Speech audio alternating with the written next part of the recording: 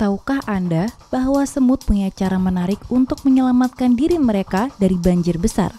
Bagaimana caranya? Simak video timelapse ini. Sebuah rekaman mengungkap bagaimana ribuan semut api atau Solenopsis invicta membuat rakit dari tubuh mereka sendiri dan membentuk conveyor belt supaya bisa meraih daratan yang kering, melansir dari Life Science. Sekelompok peneliti dari University of Colorado Boulder mengumpulkan sekitar 3.000 hingga 10.000 semut api pekerja untuk eksperimen ini. Peneliti meletakkan semut di sebuah wadah berisi air dengan bata akrilik di tengah wadah, di mana semut akan berkumpul dan membentuk rakit. Peneliti kemudian merekam proses semut yang mulai membangun rakitnya dan perubahan bentuk yang terjadi.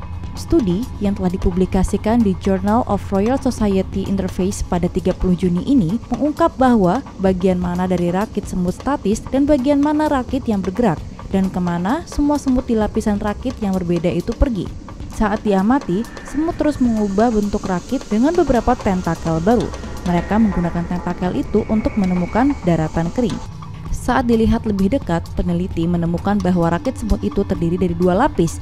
Bagian bawah terdiri dari kelompok semut yang memberikan daya apung untuk rakit, sementara yang di bagian atas membuat tentakel atau lengan.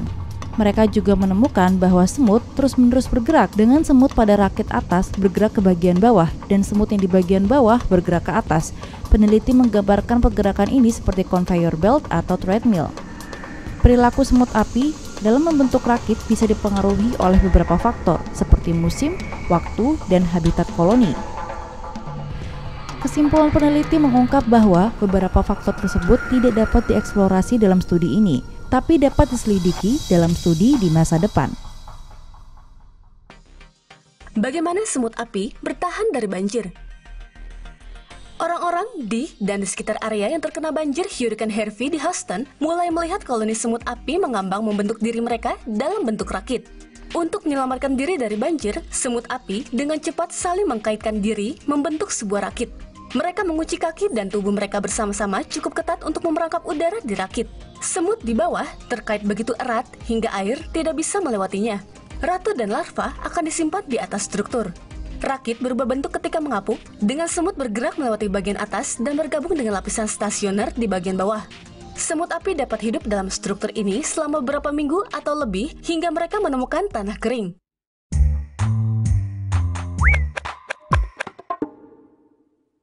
Semut ini mudah meledak.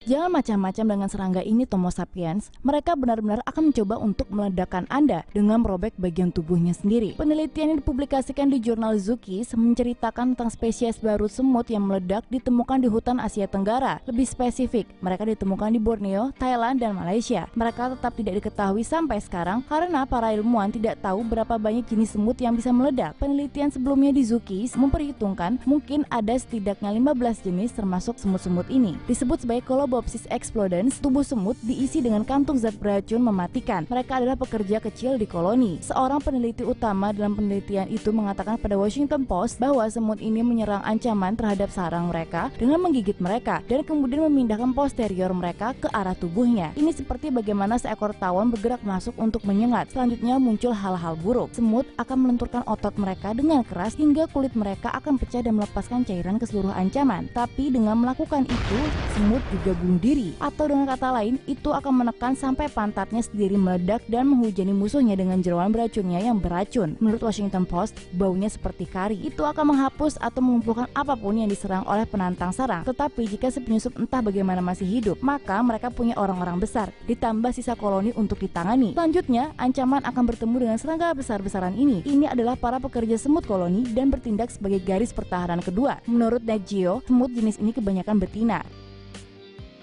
Bagian semut adalah superorganisme, tidak seperti makhluk yang individual. Koloni semut berpikir dan bertindak sebagai satu. Jadi, kematian semut yang meledak mirip dengan apa yang disebut manusia memanggil satu tim. Dalam kasus mereka, salah satunya adalah kabum, dan tim menjadi jutaan saudara Anda.